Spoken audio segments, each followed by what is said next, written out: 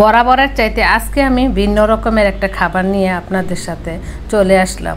আজকে আমি বানাবো এমন একটা খাবার, এই খাবারটা যা ঘরে ঘরে এখন সবারই ঘরে ঘরে এখন জ্বর সর্দি।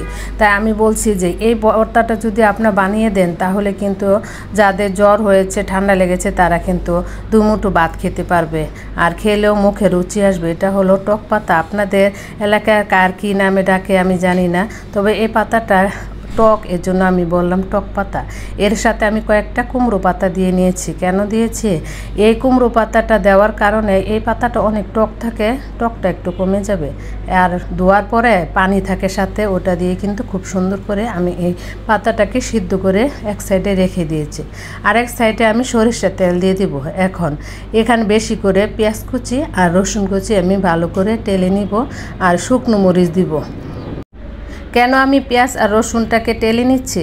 আপনি যদি কাঁচা রসুন আর কাঁচা পেঁয়াজ দিয়ে ভর্তাটাকে বানান তাহলে কয়েক ঘন্টা রাখার পরেই কিন্তু এই ভর্তাটা নষ্ট হয়ে যাবে। আর যদি এইভাবে আপনি পেঁয়াজ আর রসুনটাকে ভালো করে টেলে নেন, আপনি সারাদিন যদি বাহিরেও রেখে দেন, অনেক অনেক মানে সারাদিনে বাহিরে রেখে আপনি খেতে পারবেন, কিন্তু এই ভর্তাটা নষ্ট হবে না। এর জন্য আমি পেঁয়াজ আর রসুনটাকে ভালো করে সরিষা তেল দিয়ে টেলে নিয়েছি।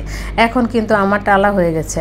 আর এর মধ্যে আমি দিয়ে দেব, এটা হলো কালো জিরা। কেননা কালো জিরা দিলে আর এই ভর্তাটা খেতেও মজা হবে, আর যাদের জ্বর ঠান্ডা তাদেরও কিন্তু অনেক উপকার এই কালো জিরাটা। সবাই তো জানে যে কালো জিরা শরীরের জন্য যে কতটা উপকারী, সব রোগের ওষুধ।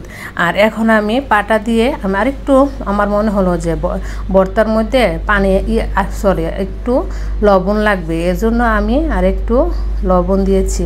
এখন আমি পাটার মধ্যে এই ভর্তাটাকে বানিয়েছি। আর এই ভর্তাটা কিন্তু পাটার মধ্যে যদি আপনি বানান তাহলে কিন্তু খেতে ভালো লাগবে। এমনি যদি হাতে বানান কিংবা ব্লেন্ডার দিয়ে বানান না, তাহলে কিন্তু এত বেশি একটা ভালো লাগবে না। পাটা বেটেই কিন্তু এই ভর্তাটা খুব ভালো লাগে। এখন আমি পাটা পুছে তারপর আমি ভাত খাবো। এই ভাতটা কে কে পছন্দ করেন? আমার কাছে কিন্তু পাটা মুছে ভাত খেতে খুব ভালো লাগে।